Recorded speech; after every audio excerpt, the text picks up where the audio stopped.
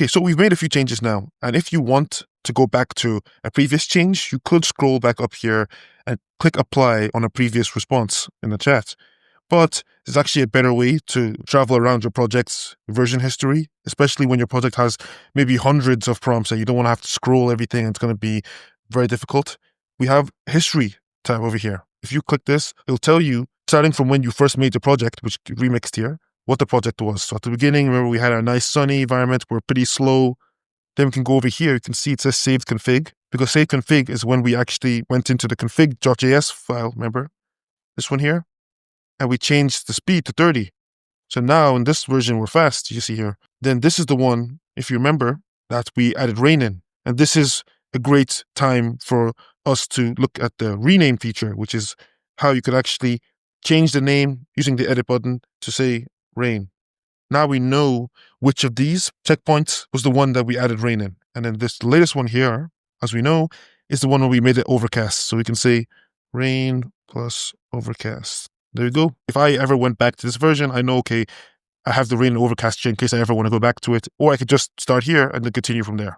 If you go back in history and hit confirm, let's say I want to go back to when just rain but no overcast, and it's telling you that if you fully go back to a previous version, it's going to delete your chat. And what that means is that all those messages you saw in chat when I was scrolling around, it clears those. Because if you start prompting now, after you revert, you kind of have a different starting point. If I'm prompting 1, 2, 3, but then I go back to 2, now I'm prompting from 2 onwards. Basically, the old 3 is now gone, and now we have a new 2. So our prompt 3 is now the next prompt we do. It basically is getting rid of everything that was happening before. You have a fresh start. You have a new chat with new messages now that you've switched versions of your project. I'm going to click this.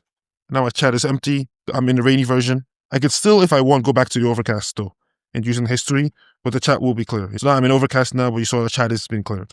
If you ever need to go way back to an earlier version, because let's say you realize that you went in the wrong direction, the game's kind of jumbled up, lots of bugs, issues are going on in your latest versions. If you prompt enough, you'll start to only see a limited few projects in this list. Right now, I can see the first version here, but if you go way further and prompt way more than this, you'll eventually get to the point where you can't see the very early versions like the first version anymore. And if you don't see the version you're looking for in the history, delete some of the ones you don't need anymore. And eventually the one you want will show up.